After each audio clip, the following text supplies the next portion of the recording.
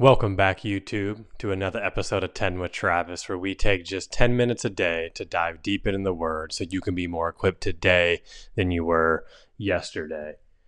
And today we're going to move into the book of Genesis. So again, we looked at chapters 1 through 11 before we were interjected with the book of Job. So now we're going to move back into Genesis 12. And our first Did You Know is about the author of Genesis, which is something we didn't talk about at the beginning of the book when we talked about 1 through 11. So did you know that Moses is generally credited with writing the book of Genesis as well as the first 5 books of the Bible?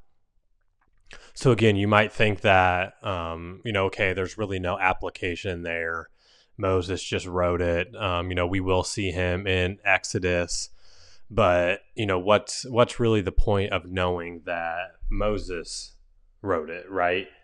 But the reason these did you knows are important, and they talk about this when they discuss the chronological Bible, or even just reading a Bible plan in general that allows you to read the entirety of the Bible, is that things way back in the Old Testament are relevant to the New Testament, and even Jesus references things in the Old Testament when he is speaking, at his time here on earth.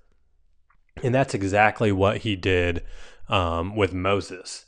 So when we look at John chapter 5, Jesus heals the man by the pool, and it's on the Sabbath. So that's when he kind of gets some backlash for healing on the Sabbath.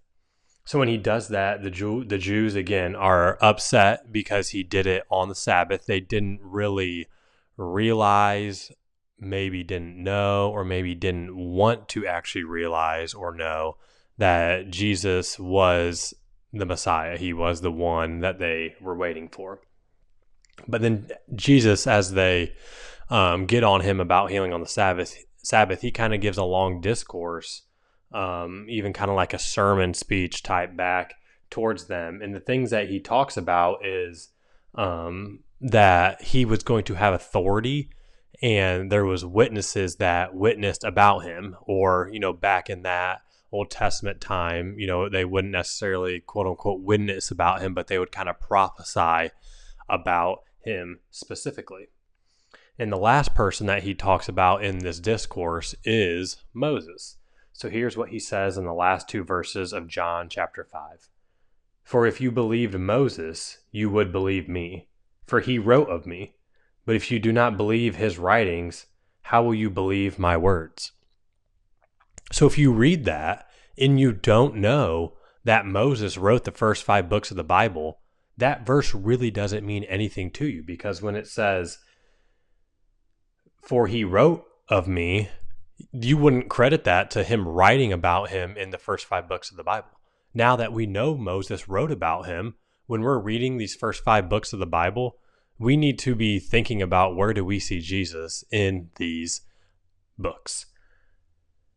So again, that is kind of how we can tie in the Old Testament with the New Testament, mix it all together, because understanding it in its entirety really helps you understand each and every verse in specific as well. So now as we move into the context of Genesis, we're going to just talk about the first 2 characters, which we see in chapter 12 here, and that is Abram and Sarai. So you may know them more of Abraham and Sarah. So the did you know is God changed their names, and what I believe is he changed their names so that they were speaking positive, they were speaking life, they were speaking God's promise into their situation. So again, we see Abram became Abraham. So the definition of Abram means exalted father. But then as God promises him a son and that he would be the father of nations, he changes his name to Abraham when he is 99 years old. And that name means a multitude, a father of a multitude. So again, he just changed his name from just exalted father to father of a multitude. So picture this. Every time Abraham went up and introduced himself to somebody, he would say, hello, I am the father of a multitude. So he right away is just speaking life into a situation. He is speaking the promise that God gave him in his situation. And that is key in our own lives as well.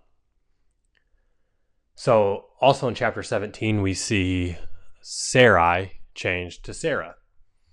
Now her name didn't have as much of a leap as Abram to Abraham did, but Sarai means princess or woman of strength. And the name Sarai in those contexts of like woman of strength would mean kind of being a woman of strength for your immediate family.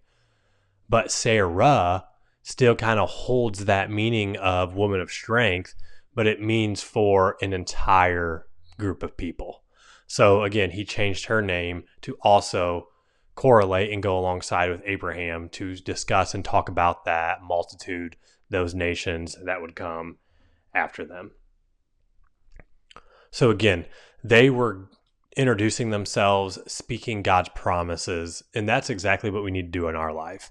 We talked here on this channel already about the power of your voice.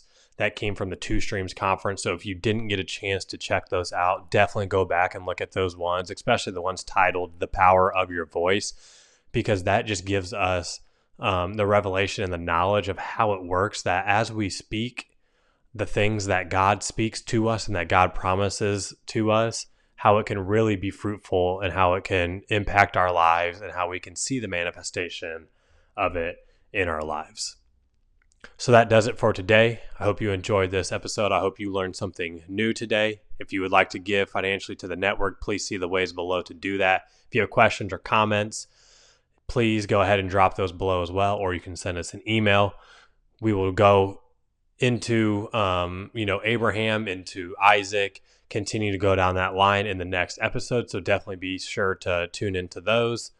I thank you and appreciate everyone that was able to watch this, and we will see you next time on 10 with Travis.